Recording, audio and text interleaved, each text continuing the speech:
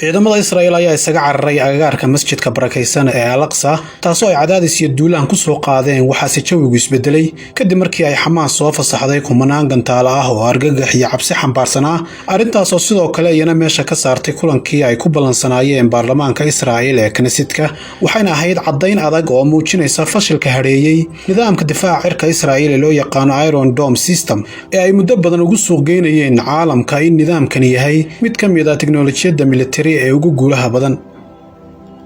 balse marka hore ku soo dhawaada daawadayaal barnaamijkeena xulashada dunida oo aad markasta kala socotaan Horfadhi Media waxaana markasta idinla socodsiiya anigoo ah Yaasiin Cabdi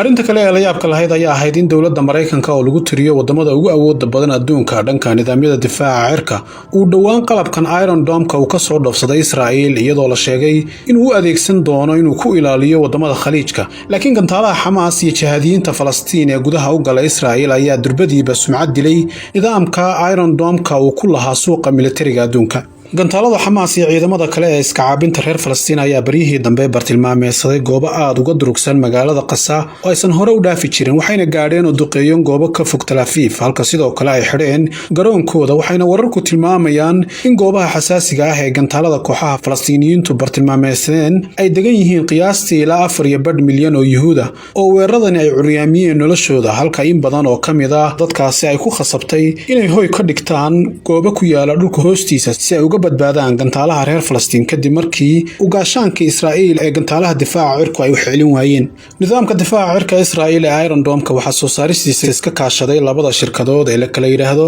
Rafale Advanced Defense System iyo waliba Israel Aero Industries waxayna ciidanka Israa'iil nidaamkan ay adeegsanayeen tan iyo sanadkii 2011 nidaamka amniga ee loo yaqaan Iron Dome-ka ayaa ah hanaan difaac oo looga hortago gantaalaha ridada dhow kuwaas oo u dhaxeeya 4 kiiloomitir ilaa 70 kiiloomitir iyo sidoo kale madaafiicda hoobiyaasha ah ee loo yaqaan Hound maadaama qalabka raadaarka ee ku rakiban nidaamka uu go'aamiyo gantaalada ku soo wajahan isagoo dabadeedna ridaya gantaalo iska caabin ah si uu gantaalada ugu burburiyo hawada sare inta aysan ku dhicin bartilmaameedka dhinaca kale faa'iidada qura ee nidaamkan uu leeyahay sida la sheegay ayaa ah in suuragal ay tahay in si sahlan loogu wareejin karo goobo kale muddo gaaban oo saacad ah iyadoo sidoo kalena laga soo xigtay xogta midowga loo yaqaan IHS chain-ka ee ka soo faallooda arrimaha amniga halkii madax ee gantaal kasta oo nidaamkan rido waxaa ku jira 11 kiilo oo walxaha qarxa ee aadka u sareeya wuxuuna nidaamkan difaaca cirka ee Israa'iil uu ka kooban yahay 5 cunsur ama qaybood kan koowaad waa qalabka isgaarsiineed kan labaadna qaybta dabka siinaysa nidaamka oo dhan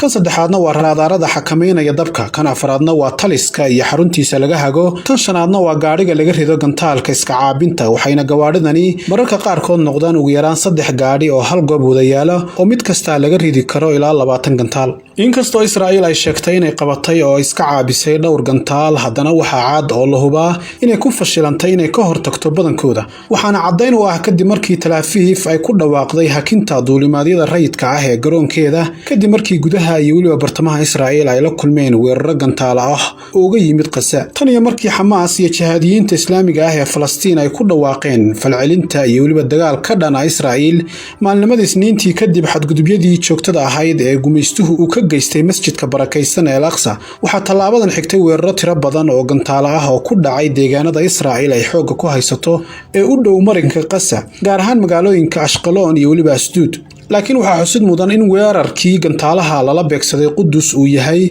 mid ay ku dheehan tahay horumar iyo tayo sare maxaa yeelay gantaalku wuxuu awood u yeeshay inuu ka gudbo masaafo dheer oo kala ah laga soo bilaabo Qasa ilaa iyo Qudus ururka Xamaas ayaa garabkooda military ee Al-Din Al-Qasim ayaa sheegay inay weeraradani u adeegsadeen nooc cusub oo gantaal ah si kastaba ha noqotee dhabarjabkii ugu weynaa ee soo gaaray nidaamka Iron Dome-ka wuxuu yimid markii Tel Aviv la duqeeyay oo aan horey loo arag kadib markii Xamaas ay sida roobka gantaal ugu harqisay in ka badan 3,000 oo gantaal ayna shaashadaha caalamku soo bandhigeen muuqaaladooda muujinaya iyagoo dab ka holcinaya wadooyinka dhaadheer ee Tel Aviv oo qiyaastii 70 kiiloomitir masaafo aad uga fog Qasa marka lagu daro duqeymihii lagu riday magaalada Ra'anaan oo qiyaastii 77 kiiloomitir iyana ka fog Qasa iyo waliba bartilmaameedyada Xamaas arrinta ugu daran ee warbaahinta caalamku qaada dhigayeen waa sida masaafada weyn ee intaa leeg gantaalkan uu ku socdaalay kuna duqeeyay Tel Aviv taasoo ceeb ku noqotay nidaamka difaaca Israa'iil ee Iron Dome-ka sababtoo ah waxaa loo maleynayay in fogaanshiyaha fog ee gantaalku hawada ku sii socdo ay siinayso Iron Dome-ka fursad inuu ku ogaado si fududna uga hortago sababaha kale ee keenay fashilka ku yimid nidaamka Iron Dome-ka inuu ka hortagi kari waayo gantaalaha Hamas ee ku dhacay goobaha aadka u fog iyadoo ilo laga soo xigtay sarkaal ka tirsan militariga Israa'iil uu u warramay wargeyska Globus uu yiri Hamas iyo ciidamada kale ee Falastiiniyiintuba si joogto ah ayay u barteen ceebaha iyo daldaloolada ka jira nidaamka waxayna arrintani gaarsiisay inay xayndaamka difaaca ee Iron Dome-ka uu si xoog leh ay ku jabiyaan iyagoo ridaya daraasiin gantaala ah oo noocyo kala duwan iyo waliba kala rido gedisan isla ilawaraadkan militariga Israa'iil wuxuu intaas ku darayaa in qaabkan la soo tijaabiyay 2 sano ka hor markii jihaadiyiinta islaamku muddo daqiiqado gudahooda ku rideen daraasiin gantaala ah kuwaas oo qaarkood ka baxsaday raadaarka nidaamka Iron Dome-ka sida laga soo xigtay saraakiisha Israa'iil Hamas iyo kooxaha kale ee ku sugan Gaza waxay ilaa shalay ku rideen dhulka Israa'iil ay xooga ku haysato ilaa 3,000 oo gantaal halkaas oo ay ku dhinteen 7 Israa'iiliyiin ah oo ayna ku dhaawacmeen 10 kale wuxuuna kaloo sarkaalku sheegay in kastoo ay jirto tayada sare ee qalabka raadaalka Israa'iil ee casriga ah iyo awoodda militari ee weyn haddana Hamas iyo jihaadiyiinta Falastiiniyiintu waxay awood u yeesheen inay sameystaan tiro badan oo gantaalo ah waxayna sirdoonka Israa'iil ay filayaan in gantaaladan lagu qariyay Gaza qaarkood ay sameysay Iiraan iyadoo ay jiraan kuwa wali sameyntooda ay socoto guutada Isdiin al-Qasim ee garabka militariga Hamas ayaa sheegtay in gantaalada loo adeegsaday Tel Aviv ay ahaayeen kuwa casri ah oo aad u culculus waxaana loogu talagalay in lagu burburiyo garoomada Israa'iil sida lagu sheegay bayaankii ka soo baxay gantaalkan ayaa noociisu wuxuu ahaa A120 kaasoo loogu magac daray hogaamiyihii hore ee al-Qasim Raa'id Atar bayaankan waxaa lagu cadeeyay in gantaaladan ay wataan madaxyo qarxa oo leh awood wax burburisa oo aad u baaxad weyn waxayna gaari karaan masaafo dhan 120 kilomitir waana markii ugu horeysay ee gantaalka noociisa ah la adeegsaday guutooyinka Qassam ee garabka Hamas ayaa sheegay inay adeegsadeen xeelad cusub oo gantaalku ku bartilmaameedsaday magaalada Ashkelon una sahashay inay ka gudbaan nidaamka difaaca cirka Israa'iil ee Iron Dome-ka xeeladan oo si gaar ah u ahayd tii ugu weyneed ee nooceedaheed ayaa galabnimadii Talaadada ee la soo dhaafay lagu duqeeyay magaalooyinka Ashdod iyo Ashkelon ilaa 137 gantaal oo culus oo muddo yar oo 5 daqiiqo gudahooda ayna ku guuleysteen inay ka gudbaan hanaanka difaaca Israa'iil halkaas oo dad Israa'iil u dhashay lagu laayay qaar kalena ay ku dhaawacmeen taasoo looga jawaabayay falalkii Israa'iil ay ku bartilmaameedsanaysay guryaha nabdoon ee Falastiiniyiinta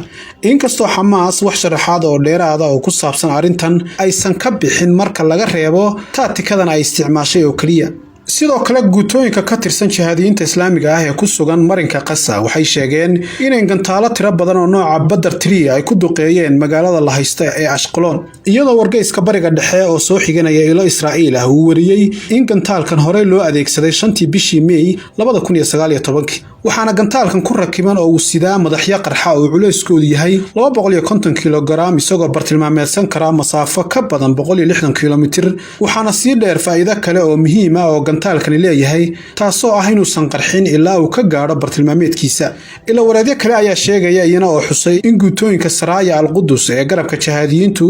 ay hormariyeen gantaalka si uu u qaado madax culeyskiisu yahay 350 kilo taasoo ballaadhinaysa awoodiisa inuu burburiyo xarumaha iyo waliba guryaha ku dhow goobta qaraxa gantaalku ay ku dhacdo fashilka nidaamka Iron Dome-ka oo ku guuldareystay inuu 100% ilaaliyo hawada Israa'iil maahan kii ugu horeeyay ee noociisa ah ee intii lagu jiray hawlgalkii bishii Luulyo ee 2014 wuxuu nidaamku isu bedelay warqad kadib markii uu ka hortagi kari waayay gantaalihii Hamas taasoo saraakiisha iyo waliba injineerada Israa'iil markii dambe ay ka marakaceen sida injineerka gantaalaha Israa'iil Mordechai Shefer uu ku tilmaamay nidaamka Iron Dome-ku inuu gabi ahaanba uu been yahay waxaana fashil u muuqday gantaalihii Israa'iil suuqgeyntiisa adduunka ku baahisay laakiin guuldaradii uu kala kulmay gantaalaha Hamas iyo xoogaga kale ee Falastiiniyiinta ayaa shaki weyn gelinaysa waxtarka nidaamkan ee dalalka Khaliijka iyo waliba macaamiisha kale ee adduunka su'aasha kor u qaadaysa fashilka nidaamka Iron Dome-ka ayaa ah haddii gantaalada Hamas iyo Saraaya al-Qudus ee ku xayiran marinka Gaza oo aan awood badan haysan ay fashiliyeen nidaamkan maxay sameyn doonaan marka ay iswajahaan gantaalada ay soo saaraan dalalka waaweyn ee leh kheyraadka fara badan sida Iiraan oo kale sideese Israa'iil u suuq geyn kartaa nidaamka fashilmay dagaalkan kadib gaar ahaan maadaama dagaalada dhabta ah ay inta badan kala saaraan tayada hubkaasi kuna go'aamiyaan wadamada caalamka marka ay doonayaan inay hub soo iibsadaan